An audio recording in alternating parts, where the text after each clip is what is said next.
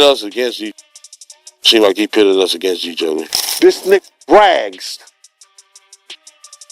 about cussing Wolf's mother out. Wolf was alive. The way he loved his mother, we would be talking about this. Keefe D's recent revelations have turned the spotlight once again on a mysterious and controversial chapter in Diddy's life, the death of his former bodyguard Anthony Wolf Jones. But this isn't just a story about a bodyguard losing his life in the streets. This is a story wrapped in betrayal, secrets, power plays, and a deeply personal twist that connects directly to Diddy's own family. The claim? That Wolf wasn't just an employee, but the biological father of Justin Combs, the son Diddy has publicly claimed as his own. It's a tangled web of loyalty gone wrong, silence bought and broken, and questions about identity that never got answered. So let's get deep into the real story behind Wolf, why he allegedly had to be removed, and how all of this links back to Diddy and the life he built. Anthony Wolf Jones wasn't just a security guard who stood beside Diddy at red carpet, events or in the VIP section at clubs. He was way more than that.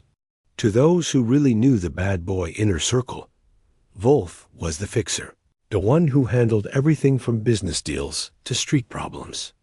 He was there when Diddy's name started to take over the industry in the 90s, and he was trusted with the kind of secrets that could destroy careers or even take down empires. In fact, many people believe Wolf's loyalty and silence were what helped Diddy survive some of the darkest moments. Time to time I feel your people are incredible. Real talk, and let's be real, Diddy's track record isn't helping his case because Burner ain't the first name especially being... when he demanded the money Diddy allegedly owed him. That's when everything started to fall apart. One of the biggest cracks in their relationship came after the infamous Club New York shooting in 1999. That night, Diddy and Jennifer Lopez were partying with rapper Shine when shots were fired. The incident made national headlines. Shine ended up doing a 10-year prison sentence, and Diddy was facing serious charges, including gun possession and bribery. But here's the thing, those charges didn't stick to Diddy. Why? Because people like Wolf were cleaning up behind the scenes. According to multiple sources, Wolf played a major role in making key witnesses disappear and helping to steer the investigation away from Diddy. He kept things quiet, protected the boss, and took on a lot of heat. Out here in London, you could understand, like, you know, David Bowie, I was always a fan of his. Loyalty. It's been said that Diddy owed Wolf around $300,000. That wasn't pocket change. According to insiders, this money was part of an early investment Wolf made into Diddy's career, specifically in helping launch Bad Boy Records after Diddy was let go from Uptown Records. At the time, Wolf and his crew were running a lucrative party promotion business that many say was a front for something much more profitable. They had the cash, and they believed in Diddy's vision. They backed him, and when things took off, Wolf expected to be taken care of in return. But over time, it became clear that wasn't going to happen. Fast forward to the early 2000s. Is that how this happened? You know what I mean? I just really made it plain, you know? Reached a boiling point. I told Wolf him was that... tired of being brushed off.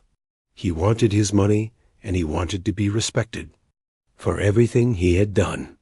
Around this time, he also started to pull away from Diddy, with plans to start his own business and build his own name in the industry. But that independence made him dangerous in Diddy's eyes. He wasn't just someone with a grudge. He was someone who knew where all the skeletons were buried, literally and figuratively. And that's when things took a dark turn. In 2002, Wolf confronted Diddy directly at his office. According to Gene Deal, I heard him say in the office, I had 300,000, man, when I first started messing with you, bro. I had 300,000. You understand? And I just want my money. I'm going to stop. And then Puff said, yo, I'm going to get your money. I'm going to get your money. When I do this Universal, I think a Universal deal or something like that, he said, I'm going to get your money. And he said that when I get your money, I'm going to stop with you. And Wolf said, you're going to always me and they start like wrestling. We'll start roughing them over in the office. Who was part of the security team at the time, the confrontation got physical. Wolf told Diddy he wanted his $300,000 back. Diddy gave him another excuse, saying he'd get him the money after a Universal deal came through. But Wolf wasn't buying it. He told Diddy straight up that their relationship was over until he got his money. That was a major shift. After years of being the enforcer, the protector, the loyal soldier Wolf had finally drawn a line. And just months later, he was dead. The official story says that on November 11th, 2003, Wolf was killed outside Club Chaos in Atlanta after a fight with Lamont Gurdy, a known BMF associate. Both men ended up dead in the shootout. Big Meech himself was also on the scene and reportedly took a bullet to the backside. Meech was later arrested and charged with 2 homicides in connection with the incident. On paper, it looked like a tragic street beef that got out of control. But the timing, the people involved, and the history between Diddy, Wolf, and BMF made a lot of people believe this wasn't some random altercation. It was a setup. According to Keefe D, Wolf's death was no coincidence. He was becoming a liability. He was owed money. He was pushing back. And he might have been getting ready to go public with secrets that could ruin everything Diddy built. One of those secrets? The truth about Justin Combs' real father. That's right, multiple insiders have claimed for years that Anthony Wolf Jones was actually Justin's biological father, not Diddy. And if that's true, it adds a whole new layer of betrayal and motive to the story. Let's look at the timeline. Justin was born in 1993. Wolf died in 2003. That's 10 years where, according to sources, Diddy had very little involvement in Justin's life. Misa Hilton, Justin's mother, had to fight Diddy in court for child support. In fact, there's documentation showing that Diddy appealed the court's ruling and didn't want to pay for Justin at all. If he was really the father, why the resistance? And why the lack of involvement during Wolf's lifetime? What makes this story even stranger is the fact that Justin doesn't The people are incredible. Real talk. Let's be real. Diddy's track record isn't helping his case because Burner ain't the first name. Christian, Chance, Jesse, and Delilah. There's a clear difference.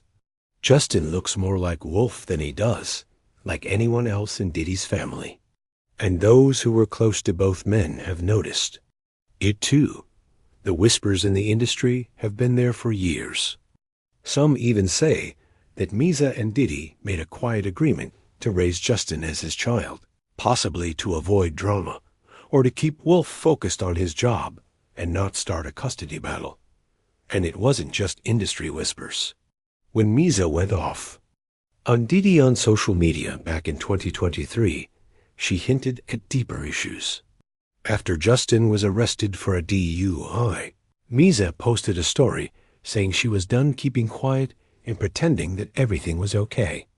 She called Diddy out for his behavior and said she was going to protect her son from now on. That's not the kind of message you send about a man who has always supported his child. That's the kind of message you send when the truth has been hidden too long and you're ready to say what's really going on.